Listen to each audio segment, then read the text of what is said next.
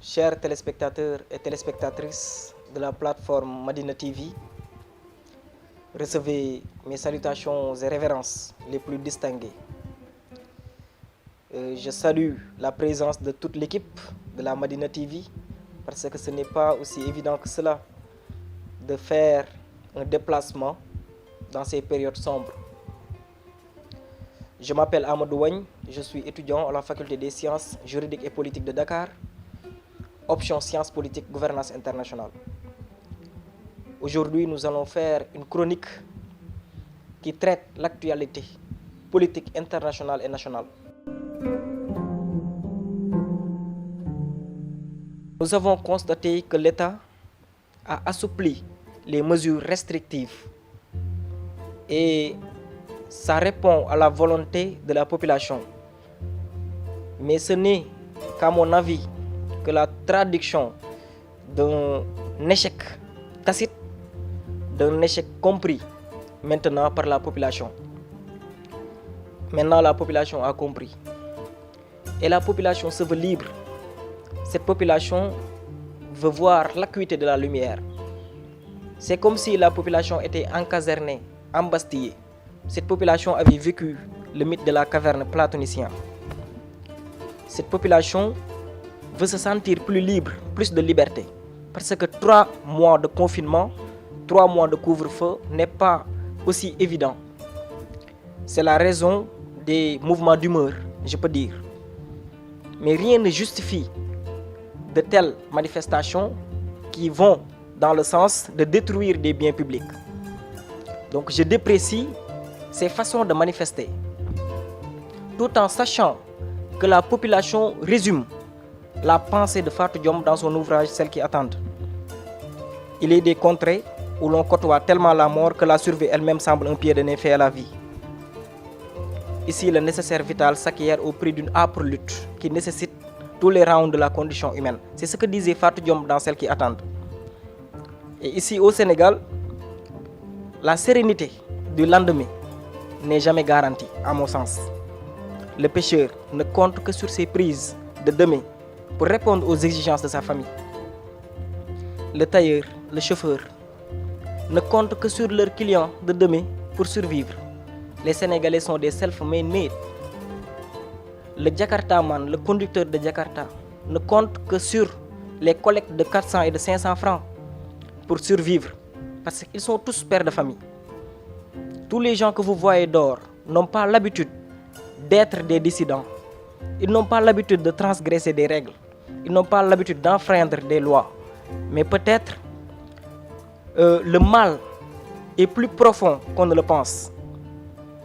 Les Sénégalais souffrent, les Sénégalais sont asphyxiés par la faim. Et cette faim crée une crise dans la crise. Et s'il y a une crise au sein d'une crise officielle, cela va verser dans un chaos, ce qu'on ne souhaite pas. Parce qu'une crise de confiance va jaillir. Et contrairement à la doxa, moi je pense qu'il y a une crise de confiance double. Une crise de confiance up-down, c'est-à-dire vue d'en haut. Et une crise de confiance bottom-up, qu'on peut voir d'en bas. Et cette crise de confiance est plus officielle. Mais l'État, entre guillemets, ne donne plus confiance à la population. L'État déresponsabilise sa jeunesse. Et il m'arrive rare de voir des jeunes impliqués dans des questions névralgiques au Sénégal. Donc, certaines autorités ont tendance à déresponsabiliser les jeunes, ce qui est une crise de confiance vue d'en haut. Et l'autre crise de confiance qui est plus officielle, c'est la crise de confiance vue d'en bas. Parce que la population ne donne plus confiance à son État. Donc cette fracture de la confiance entre gouvernants et gouvernés peut déboucher à un chaos, à mon avis. Et ce chaos va servir d'outil à ceux qui veulent semer le nouvel ordre mondial. Parce que pour qu'il y ait ordre, il faut qu'il y ait désordre. Et c'est ce qu'on ne souhaite pas, entre guillemets. Donc, si la population ne donne plus une légitimité à son État, si la légitimité coercitive ne parle plus aux populations, si la légitimité légale rationnelle ne parle plus aux populations, il y aura fracture. Et cette fracture est en train de s'opérer au Sénégal et tout le monde le voit. Donc, il ne faut pas parfois déréaliser le réel, il faut dire les choses telles qu'elles sont et non telles que l'on voudrait qu'elles soient. La population a juste envie de sortir. Et s'il y avait un conseil à donner, à mon humble avis, l'État doit repenser sa politique de gestion. Parce que échouer dans une gestion de crise n'est pas fortuit. Ce n'est pas quelque chose qu'on peut déplorer à corps et à cri. C'est-à-dire, la gestion mise sur agenda, c'est une gestion étatique. C'est-à-dire, en 2012 ou bien en 2019, l'État avait opéré un programme. S'il y avait des dysfonctionnements dans ces programmes, aujourd'hui, on peut dire que cette gestion nébuleuse ne sera pas défendable. Mais il y a une crise qui s'est inscrite dans l'agenda politique de l'État et qui s'est inscrite dans l'agenda de la société. Et ça nous a surpris. Donc s'il y a des échecs internationaux, singulièrement des échecs nationaux, on peut tolérer, on peut pardonner, mais c'est indéfendable. Et ce sont des échecs répétitifs qui sont impardonnables. Mais nous sommes en train de voir que dans l'entrée de la gestion de cette crise, il y a des problèmes. Sur le plan de l'éducation, sur le plan de l'enseignement supérieur, sur le plan social, et cela ainsi de suite. Mais essayons d'assurer la sortie. Parce que c'est comme dans les équipes. Lorsqu'on nous mène, lorsqu'on nous gagne dans les matchs de poule, une fois en finale, on oublie tout. C'est ce que je souhaite à la population et à notre État. Essayer d'assurer la sortie. Et pour qu'il y ait une sortie lumineuse, il va falloir que l'on essaie d'écouter les parties prenantes. La question de George Floyd est une question qui peut s'incliner sur le racisme. Et le racisme a été déjà traité par beaucoup d'auteurs, anthropologues et sociologues. Dans l'ouvrage Enquête d'Afrique de Souleymane Bachir Diagne et Jean-Loup Amsel, on voit que le racisme, la race, les questions d'ethnie ont été traitées. Dans les ouvrages de, je peux dire, Claude Lévi-Strauss, dans les ouvrages également d'autres auteurs contemporains, ils ont essayé de griffonner des barres allant dans le sens de montrer qu'on doit faire humanité ensemble. C'est la seule perspective possible. Et je l'ai rédigé quelque part. Si l'homme ne dénigre pas, ou bien si l'homme ne déplore pas son inhumanité, cette dite inhumanité va le gagner et l'humanité sera, je peux dire, vaincue. Et l'animalité fera loi. Et j'espère bien qu'on ne doit plus être dans cet état de nature, comme le disait Hobbes. Et maintenant, cette question du racisme a été télévisée et médiatisée aujourd'hui. Mais c'est une chose qui date de Mathusalem, je peux dire.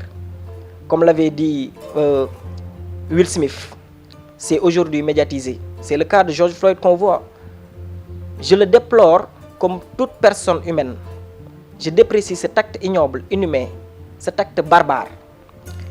Mais on doit également apostropher quelques paradoxes africains et sénégalais. Vous savez, on ne peut pas dénigrer ou endiguer la question raciste sur le plan international sans pour autant régler les situations ethniques au Sénégal. Et c'est une question fondamentale et peu de gens le posent. Vous savez, ici au Sénégal, la stratification sociale est loin d'être définie. Le Mandiak, le Diola, le Malinké, le Griot, Guewel, le Guer, Noble, le Tisserand, Mabo, ou bien le Bûcheron, l'ébéniste, le Laobé. Bon, ce sont des castes rarement mélangeables, et je vous le dis avec honnêteté intellectuelle. Ici au Sénégal, si on essaie de débusquer cela, cela doit faire débat. Parce que s'il s'agit de mariage, les gens sont rétifs. Et c'est un sujet d'actualité. Mais rares sont ceux qui posent ces sujets. Mais c'est un paradoxe. Si on ne peut pas régler cela au plus bas de l'échelle, comment comptons-nous régler cela sur le plan international? Ici, nous pouvons avoir la même religion, la même nationalité et avoir un esprit rétif face à ces situations. Et pourtant, nous sommes tous des Sénégalais. Et ce sont ces mêmes Sénégalais, entre guillemets, qui publient sur les réseaux sociaux le fait de vouloir endiguer le racisme international. Qui peut le plus, peut le moins. Si on ne peut pas faire humanité ensemble sur le plan local, régional, national, continental, comment voudrions-nous espérer endiguer cela sur le plan international? Soyons logiques pour logique. Donc, j'aimerais également faire appel au monde entier de faire valoriser la culture de l'Ubuntu. Comme l'a si bien dit les Bantous, Nelson Mandela, Mahatma Gandhi et Souleymane Bachir Diagne qui définit Ubuntu comme faire humanité ensemble. C'est notre seule solution. Sinon, le monde va s'autodétruire. Et le monde va donner raison à Samuel Huntington, choc des civilisations. S'il y a un conflit entre l'islamiste et l'Occident, s'il y a un conflit entre les antiracistes et les racistes, s'il y a un conflit entre l'ami et l'ennemi, c'est un conflit, je peux dire, officiel. Le monde risque de verser dans un choc des civilisations. Et cela risque de déclencher la Troisième Guerre mondiale. Si nous ne sommes pas en train de vivre même cette Troisième Guerre. Donc soyons juste logiques et essayons d'endiguer cette question qui est ignoble et qui n'est pas humaine.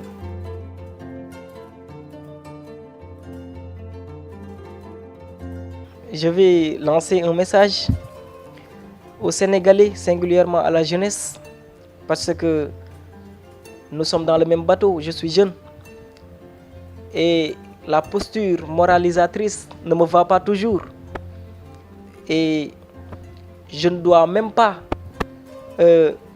donner des conseils à qui que ce soit. Peut-être j'essaie autant que faire se peut de rappeler tout en me rappelant, parce que le rappel profite aux bons croyants, comme le dit la maxime religieuse. Nous sommes dans le même bateau et nous sommes les principaux voyageurs. Nous devons conduire avec audace la barque. Ainsi, nous allons conduire à bon port ce bateau. Mais si nous sommes en conflit, parce que si je parle de conflit, je parle à la jeunesse, parce que parfois on voit des jeunes qui sont en quête de connaissances, ces jeunes répondent 5 sur 5 le message de Cheikh Anta Diop. Il y a d'autres jeunes qui sont en quête de renom, en quête de célébrité. Et ces jeunes sont subordonnés à la technicité politique. C'est-à-dire, les hommes politiques les utilisent à bon ou à mauvais escient. Donc, si on veut mener à bon port la barque, si on veut léguer à la future génération ce que nos aïeux nous ont donné, il va falloir que l'on soit ensemble. Même si, on le sait, les relations humaines sont intrinsèquement conflictuelles. Mais essayons au moins, en pleine mer, d'être ensemble. Essayons de ne pas être divisés. Essayons de se comprendre. Essayons d'être sereins. Essayons d'être ensemble, c'est le message. Maintenant, pour être ensemble, il faut avoir le sens de la responsabilité. Et la responsabilité, c'est comme l'autorité. Elle ne se délègue pas, elle s'assume. Comme l'avait dit le père Abdoulaye Wade. Donc, cette responsabilité doit être corrélée avec l'audace. Et si je parle de l'audace, je ne parle pas au fait de faire la prison et de sortir pour se dire que j'ai du cran. L'audace, à mon sens, n'est pas le fait d'être sur les réseaux sociaux pour publier des invectives, des propos irrévérencieux. L'audace n'est pas le fait de louer des appartements et de faire quoi que ce soit. L'audace ne doit pas verser au banditisme, ni au vol, ni au viol. L'audace ne doit pas nous amener dans des habitudes onanistes ou phallocratiques, comme l'avait dit Achille Mbembe dans Brutalisme. L'audace, à mon sens, c'est le fait d'être non seulement responsable, mais d'innover, de créer et d'essayer de léguer à la future génération un legs au moins acceptable. Et ce legs, au moins, va servir le rayonnement de l'Afrique dans les années 2063 pour répondre à l'agenda de l'Union africaine, ou bien ce LEC va profiter à la jeunesse de 2050 pour répondre à l'ONU dans sa perspective démographique. Donc c'était ce que j'aimerais lancer à la jeunesse, à la population, parce que la jeunesse constitue le fer de lance de la population. Je vous remercie.